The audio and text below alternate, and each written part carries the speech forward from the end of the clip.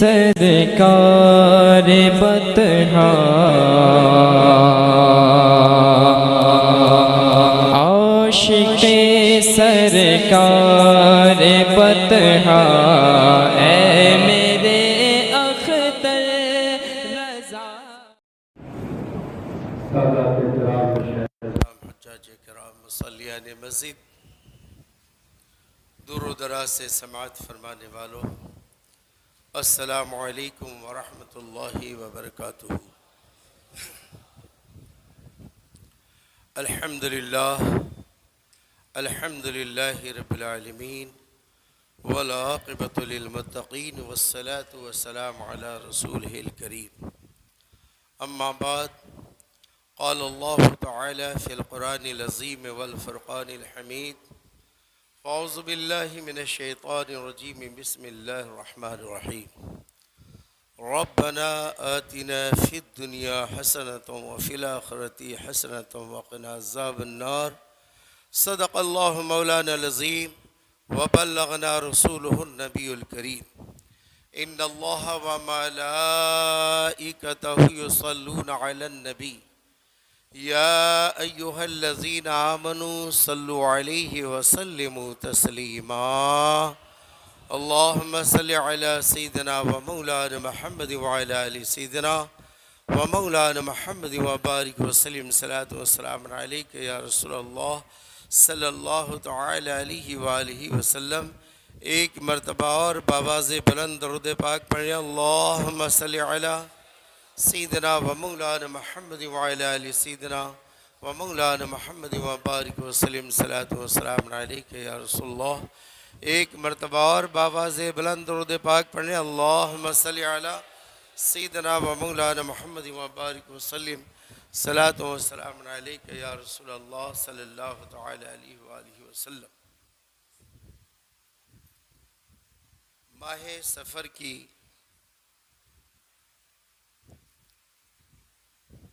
ماہ سفر کا یہ پہلا جمعہ ہے، ماہ سفر کا یہ پہلا جمعہ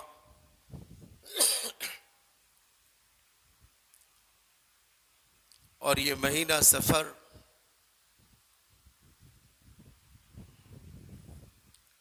بعض بزرگوں نے کتابوں میں لکھا ہے کہ یہ بلاؤں کا مہینہ ہے، مصیبتوں کا مہینہ ہے، پریشانیوں کا مہینہ ہے۔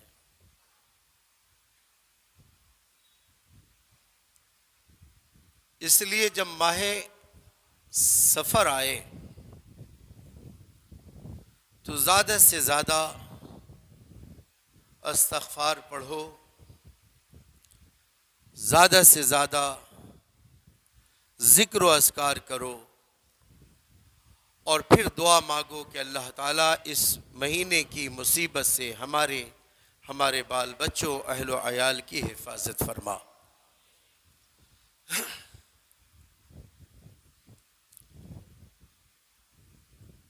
اور بھی مصائب کے ساتھ ساتھ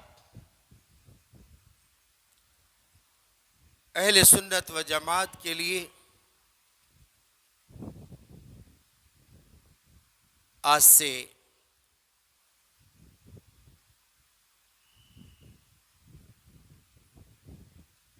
کچھ زمانہ قبل بڑی پریشانیوں کا دور گزرا تھا، جب میرے سرکار اعلیٰ حضرت فاضل بریلوی رضی اللہ تعالیٰ عنہ اسی مہینے کی 25 تاریخ کو وصال فرما گئے تھے۔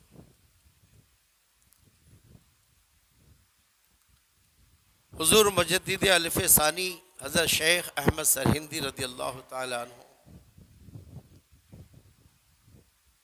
دیگر بہت سارے بڑے بڑے اکابر جو ماہ سفر میں انتقال فرما گئے، اللہ ان تمام کی مغفرت عطا فرمائے، اور اللہ تعالیٰ ان تمام کی روحانیت سے اہل سنت و جماعت کی اللہ حفاظت فرمائے۔ تو یہ مہینہ سفر کا ہے، زیادہ سے زیادہ اللہ کا ذکر کریں، گناہوں سے توبہ کریں، خطاؤں اور لغزشوں سے دور رہیں، حتی الامکان اللہ کا ذکر کرتے رہیں تاکہ اللہ ان بلاؤں سے حفاظت فرمائے۔ حضور سرکار سیدنا مخدوم بہار حضرت شرف الدین یحییٰ منیری رضی اللہ تعالیٰ عنہ ارشاد فرماتے ہیں کہ 10 طرح کی بلائیں نازل ہوتی ہیں، ان میں سے 9 طرح کی بلا صرف ماہ سفر میں نازل ہوتی ہے۔ یہ بہت مصائب کا مہینہ ہے۔ اللہ تعالیٰ اپنے حبیب کے صدقے و طفیل میں ہم تمام بیماروں کو شفا عطا فرمائے۔ اللہ ہمارے گھروں کی حفاظت فرمائے۔ اللہ ہمارے کاروبار کی حفاظت فرمائے۔ اللہ ہمارے گھروں میں جو بیمار ہیں یا ہم میں سے یہاں جو بیمار ہیں یا ہاسپٹلوں میں جو بیمار ہیں، اللہ ان تمام کو شفائے کاملہ عطا فرمائے۔ اللہ ہماری روزیوں میں برکت عطا فرمائے۔ اللہ تعالیٰ خیر کا فیصلہ عطا فرمائے اور ہر برائی سے اللہ ہمارے اور تمام مومنین مومنات مسلمین مسلمات کی حفاظت فرمائے۔ بات چل رہی تھی دعا پر۔ پچھلے 2 جمعے کو آپ نے دعا کے تعلق سے سماعت فرمایا تھا۔ حضرات، انسان نمازی ہو، حاجی ہو، متقی پرہیزگار ہو،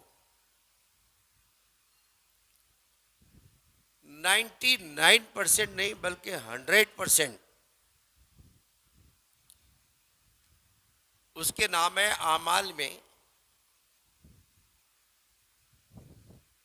نیکیاں پر ہے، اور اگر اس کے ماں باپ ناراض ہیں،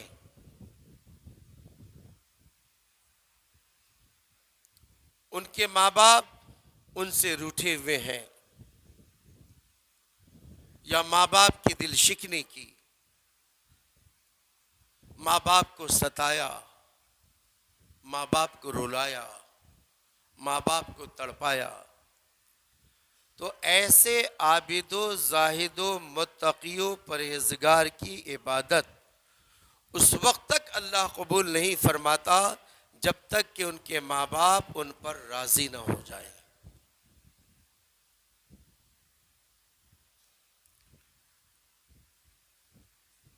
آپ نے دیکھا ہے اور سنا ہے،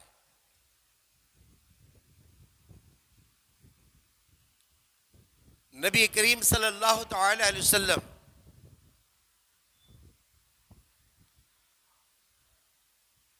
آپ پردہ فرمانے سے پہلے 2 صحابہ کو اپنے پاس بلاتے ہیں۔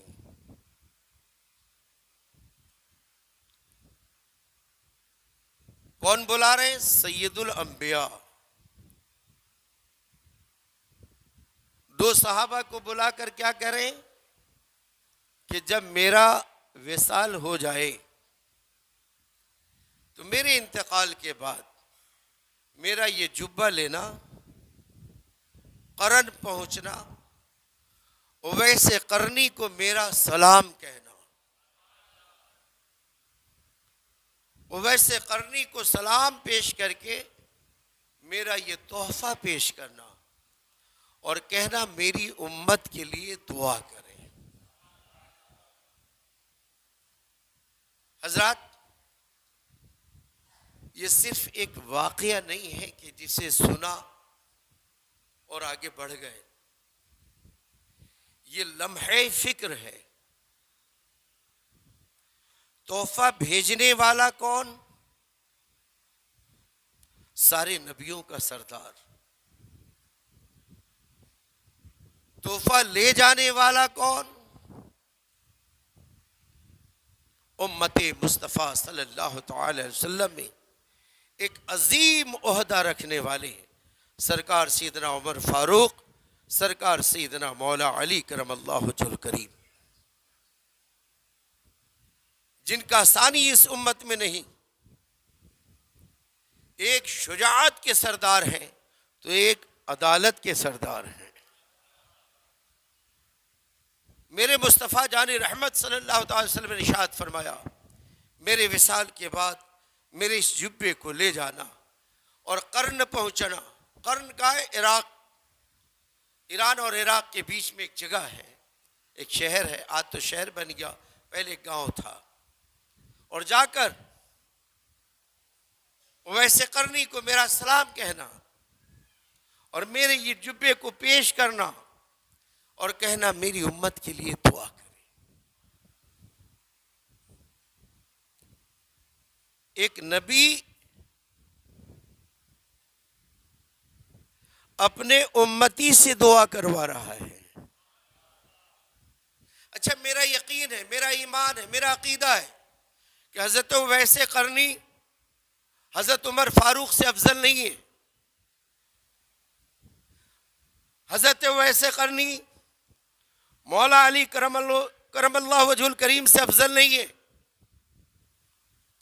اس کے باوجود صاحب فضیلت کو ویسے قرنی کی بارگاہ میں بھیجا جا رہا ہے، کیونکہ آپ جانتے ہیں اللہ کے پیارے نبی نے فرمایا کہ میری امت میں سب سے اعلیٰ جو ہیں وہ ابو بکر صدیق، کہتے ہیں سبحان اللہ، عمر فاروق، عثمان ذو النورین، مولا علی، عشرہ مبشرہ. میرے آقا صلی اللہ علیہ وسلم نے درجہ طے کر دیا ہے. اب یہ حضرت عمر فاروق، حضرت مولا علی، حضرت ویسے قرنی سے افضل، لیکن بھیجا جا رہا ہے. ایک صحابہ تابعین کی بارگاہ میں جا رہے ہیں اور پیارے نبی کا پیغام لے کر جا رہے ہیں، پیارے نبی کا تحفہ لے کر جا رہے ہیں. اور پیارے نبی صلی اللہ علیہ وسلم ان دو عظیم صحابہ سے فرما رہے ہیں کہ کہنا ویسے قرنی کو میرا سلام اور کہنا کہ میری امت کے لیے دعا کریں. اب فکر یہ ہو جاتی ہے کہ آخر ویسے قرنی ہے کیا؟ کہہ دو سبحان اللہ. حضرت ویسے قرنی آخر ہے کیا کہ دو عظیم صحابہ کو اس تابعی کی بارگاہ میں بھیجا جا رہا ہے اور پھر پیارے آقا صلی اللہ علیہ وسلم کا پیغام بھیجا جا رہا ہے. پیارے آقا صلی اللہ علیہ وسلم کی خواہش بھیجی جا رہی کہ میری امت کے لیے دعا کریں، جبکہ جن سے دعا کرائی جا رہی ہے وہ خود امتی ہے. تو حضرات بزرگوں نے فرمایا ہے کہ وہ اپنی ماں کے اتنے چہیتے تھے، اتنے چہیتے تھے، اپنی ماں کے اتنے چہیتے تھے کہ ماں کے حکم کے خلاف، ان کی طبیعت کے خلاف، ان کی خواہش کے خلاف، ان کے مراد کے خلاف ایک بال کے برابر بھی وہ انحراف قدم نہیں اٹھاتے تھے. حضرت ویسے قرنی اپنی ماں سے اتنی محبت کرنے والے کہ نبی کریم صلی اللہ علیہ وسلم کا زمانہ پا کر بھی ماں کی خدمت کی وجہ سے مدینہ شریف حاضری نہیں ہو پائے. ایک زمانہ ہے میرے آقا صلی اللہ علیہ وسلم، حضرت ویسے قرنی رضی اللہ تعالیٰ عنہ کا ایک زمانہ ہے. ایمان پہنچ چکا تھا، اگر دیدار ہو جاتا تو صحابی رسول ہو جاتے، لیکن ماں کی خدمت پر اپنی صحابیت کو بھی قربان کر دیا. تو نتیجہ کیا ہوا؟ علماء فرماتے ہیں کہ وہ ماں کی رضا اس طرح پا چکے تھے کہ ان کی ماں کی رضا پر اللہ اویس کے لیے راضی ہو گیا تھا. اب اویس قرنی جو کہہ دے اللہ تعالیٰ اسے قبول فرماتا ہے، اس لیے کہ ماں کی رضا کو انہوں نے حاصل کیا.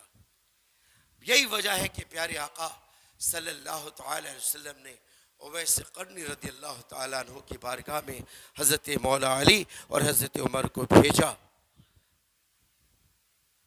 تو یہاں سے یہ پتہ چلا کہ ماں باپ کی رضا جب تک حاصل نہ ہو، ماں باپ کی خوشنودی جب تک حاصل نہ ہو، ماں باپ کی چاہت کے اوپر جب تک، ان کے معیار محبت پر جب تک ہم قائم نہیں ہو جائیں، ہماری عبادت ناقص ہوگی۔ امام اہل سنت اعلی حضرت فاضل بریلوی رضی اللہ تعالیٰ عنہ ارشاد فرماتے ہیں کہ اگر حج کا ارادہ ہے اور ماں منع کرے تو حج کرنا بھی ان کے لیے جائز نہیں۔ اگر حج کا ارادہ ہے، بیٹا حج کے لیے جانا چاہتا ہے، ماں منع کر رہی ہے، تو حج کے لیے جانا ان کے لیے جائز نہیں۔ کون سا حج؟ حج نفل۔ حج فرض تو یہ تو فرض ہے۔ اب ایک قانون ہے، اللہ اور اس ماں کے درمیان اگر فرض آرے پڑتا ہے تو پھر اولاد فرض کی ادائیگی کریں گی، ماں کے حکم پہ نہیں، چونکہ فرض ہے۔ ہاں، کوشش کرے کہ ماں کو راضی کر کے جائے تاکہ حج نور علی نور ہو جائے، لیکن اگر فرض ہے تو اس کو جانا فرض ہے۔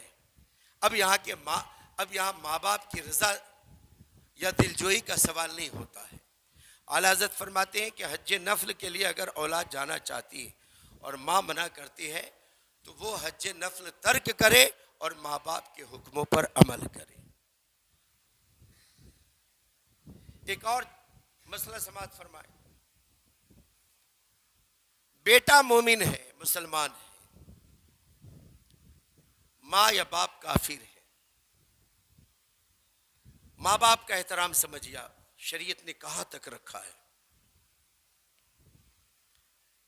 ماں باپ یا ماں کافرہ ہے اور بیٹا مومن مسلمان ہے، ماں کہتی ہے کہ مجھے فلاں مندر میں جانا ہے تیرتھ یاترا کے لیے، مجھے وہاں پہنچا دو، تو چونکہ کفر کے اندر مدد ہوئی تو یہ بیٹے کے لیے جائز نہیں۔ مسئلہ سمجھ رہے ہیں؟ کفر میں امداد جائز نہیں، اور پوجا پاٹ کر کے مندر کے باہر آ گئی تو اب بیٹے کے لیے جائز ہے کہ ماں باپ کو سرکشت اپنے گھر پر لے کر آئے۔ اب ذرا اس فتوے سے اندازہ لگائیے کہ ماں باپ کا کتنا بڑا احترام ہے کہ کافر بھی ہو تو بھی ان کی خدمت اولاد پر فرض ہے۔ اگر اولاد مومن ہے اور ماں باپ کافر ہے تو بھی کافر یا کافرہ ماں باپ کا حکم ماننا جو شریعت ویرودھ نہ ہو اولاد پر ضروری ہے۔ حضرات، اب ہم یہ کہتے ہیں کہ ہماری دعائیں قبول ہو، ہماری عبادت قبول ہو، ہمارے سجدے قبول ہوں، ہماری قرآن کی تلاوت قبول ہو، ہماری نمازیں قبول ہو، تو سب سے پہلا فرض یہ بنتا ہے کہ اگر ماں باپ گھر میں زندہ ہے، ماں باپ کا سایہ ہے، تو اسے آپ راضی کریں۔ وہ راضی ہو گئی یا وہ راضی ہو گئے تو تھوڑی سی عبادت بھی اللہ کی بارگاہ میں قابل قبول ہے۔ اور اگر ماں باپ ناراض تو ڈھیر ساری نیکیاں کر لیں، اس وقت تک آسمان اور زمین کے بیچ میں معلق رہتا ہے جب تک کہ ماں باپ اس کے راضی نہ ہو جائے۔ اب آپ دیکھیں، عبادت کے اندر کسی کو بھی شریک کرنا جائز نہیں۔ عبادت کے اندر ہم کسی دوسرے کو فالو نہیں کریں گے۔ عبادت کا وقت ہے، اللہ کو سجدہ کرنا ہے، اللہ کی عبادت کرنا ہے، لیکن حکم شرع یہ ہے کہ اگر بیٹا ایک روم میں نماز پڑھ رہا ہے اور دوسرے روم میں ماں ہے اور اس نے آواز لگائی تو نماز توڑے اور ماں کی بارگاہ میں پہنچے، بعد میں نماز دوہرا لے، بعد میں نماز دوہرائے۔ کون سی نماز؟ نفل نماز، فرض نہیں۔ فرض مکمل کر کے پھر ماں کی بارگاہ میں آئیے اور تاخیر کی معافی مانگیے کہ فرض پڑھ رہا تھا اس لیے میں تاخیر سے آیا ہوں، مجھے معاف فرمائے، امید یہ ہے کہ اگر ماں خوش ہو گئی تو تمہارے وہ فرض 70 فرضوں کے برابر ہو جائے گا. لیکن مسئلہ یہ ہے کہ ماں راضی ہو تو عبادت قبول ہے، ماں باپ راضی ہو تو عبادت قبول ہے، ماں باپ راضی ہو تو سجدے قبول ہے، ماں باپ راضی ہو تو نیکیاں قبول ہے. اب ہم اپنے گریبان میں جھانکیں، دیکھیں ہم اپنے ماں باپ کو کہاں تک راضی رکھنے کی کوشش کی ہے. اگر نہیں زندہ ہے قدم پکڑ کے معافی مانگو. ایک شخص میرے پاس آیا، سورہ اس میں یا فتح کا نقش گلے میں لٹکا ہے، پھر بھی روزی نہیں چالو ہو رہی. میں کہا یا فتح کا نقش ایسا ہے کہ بند راستے کھولتے ہیں. ہم نے کئی ایک کو تعویذ دی، الحمدللہ کامیاب ہوا. ایک بات بتاؤ تمہاری یہاں ماں ہے؟ کہاں میری ماں زندہ ہے، باپ کا انتقال ہو گیا. کہ ایک کام کرو، ایک کام کرو، جبھی بھی گھر سے روزی کے لیے نکلو تو ماں کے ہاتھ میں کچھ نہ کچھ پیسے، 50 روپے، 100 روپے، 200 روپے، جتنی طاقت ہے ماں کے ہاتھ میں دے کے ان کا ہاتھ چوم کے اور پھر نکلو. انشاءاللہ اللہ غیب سے مدد عطا فرمائے گا، بند راستے کھل جائیں گے. الحمدللہ اس بندے نے عمل کیا. جب سے ماں کے دست مبارک کا بوسہ لے کر گھر سے نکلتا ہے، اب وہی ماں تمام عورتوں سے کہہ رہی ہے کہ بیٹا ہو تو میرے بیٹا جیسا. اتنا دل خوش. اور اللہ تعالیٰ نے ان کے روزی میں خوب ترقی عطا فرما دی. آج وہ بندہ کسی کا مقروض نہیں ہے، کسی کا قرض اس کے اوپر نہیں ہے، ورنہ ہمیشہ کوئی نہ کوئی شکایت لے کر آتا. حضرت آج یہ تکلیف ہوئی، دندہ نہیں چل رہا، یہ نہیں چل رہا. میں نے ایک اسکیم بتائی، ماں کو راضی کر کے گھر سے نکلو، ماں باپ راضی تو بند دروازے بھی کھل جاتے ہیں. لہٰذا میرے دوستو، دعاؤں کے موضوع پر ہم گفتگو کر رہے ہیں. یہ تیسرا جمعہ ہے اور یہ آخری جمعہ ہے ہمارا. اگر ماں باپ اللہ تعالیٰ نے عطا فرمایا ہے تو آپ ماں باپ کو راضی رکھو، اور خبردار ایسی آواز نہ ہو کہ ماں باپ سے بلند آواز ہو جائے. ماں باپ اگر ہے تو نیچے بیٹھو، ماں باپ کو اوپر بیٹھاؤ. ماں باپ ہیں تو چلتے وقت ان کی دست بوسی کرو، ان کا سر پہ ہاتھ لے کر چلو. انشاءاللہ جس راستے سے گزرو گے ہر بلائیں تم سے دور بھاگ جائے گی. پھر کسی سے دعا مانگنے کی ضرورت نہیں ہوگی. سب سے بڑی دعا کا جو خزانہ ہے وہ ہمارے ماں باپ ہیں. اللہ تعالی ہمیں ماں باپ کا احترام کرنے کی توفیق عطا فرمائے. السلام علیکم.